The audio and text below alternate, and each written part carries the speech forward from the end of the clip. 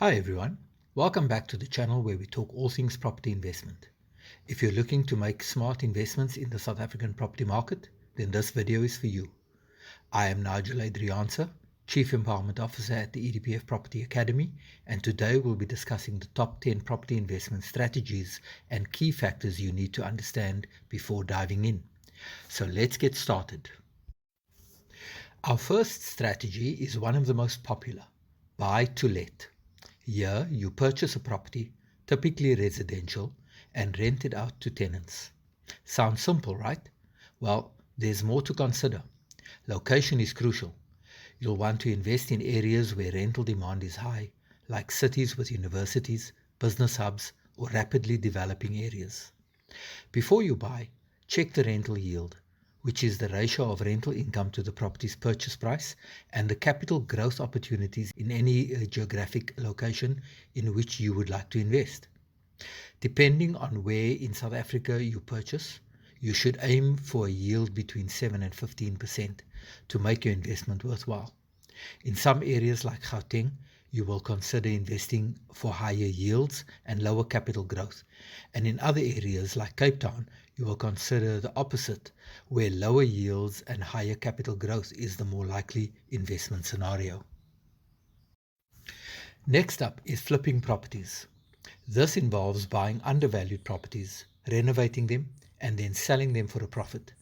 The trick here is to spot bargains, properties that are below market value due to neglect or minor structural issues that can be fixed relatively cheaply. A quick tip, stick to cosmetic renovations like painting, new kitchens, and bathrooms to avoid unforeseen costs. But be cautious, the South African market is sensitive to economic cycles, so timing your entry and exit is crucial. Number 3 is investing in sectional titles. This is where you purchase a unit in a complex or apartment building, which includes shared ownership of common areas like the gardens or pool. Sectional titles are particularly popular in metropolitan areas. Investors love them because they tend to be lower maintenance compared to standalone houses, and they often have body corporates managing the communal spaces. However, check for levies. High monthly fees can eat into your rental income. Fourth on our list is commercial property. While residential properties are the go-to for many first-time investors, commercial properties like office buildings, retail spaces, or industrial warehouses can offer higher returns and longer lease agreements. In South Africa, commercial properties often offer rental yields of between 8 and 12%, but the risk is higher. Be sure to thoroughly research the local business environment and economic trends before investing. For instance, Cape Town's office space market may differ significantly from Durban's retail sector. Don't want to manage properties yourself? Well, you could invest in a real estate investment trust or REIT.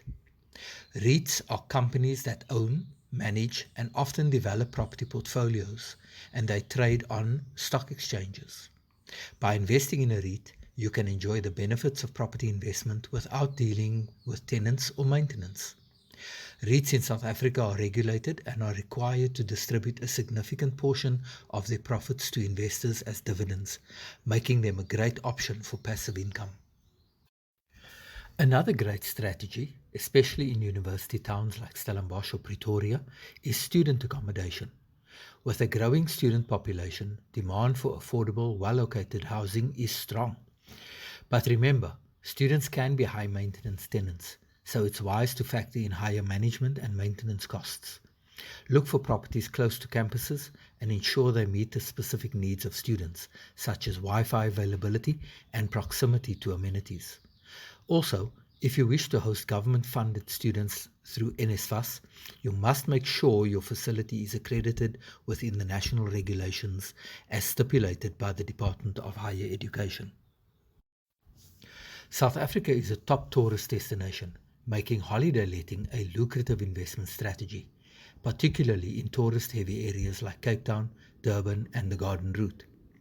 Platforms like Airbnb have made short-term rentals easier to manage, but be aware of regulations and seasonality of the tourism industry. Occupancy rates can fluctuate significantly, so you'll need to calculate whether you can cover the lean months. Affordable housing is a growing sector, especially in South Africa's townships and lower income areas.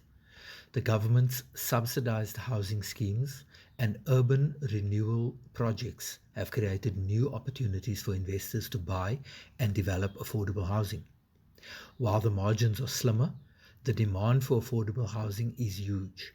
This can be a socially responsible and potentially profitable investment. Just be sure to understand the nuances of developing in these areas.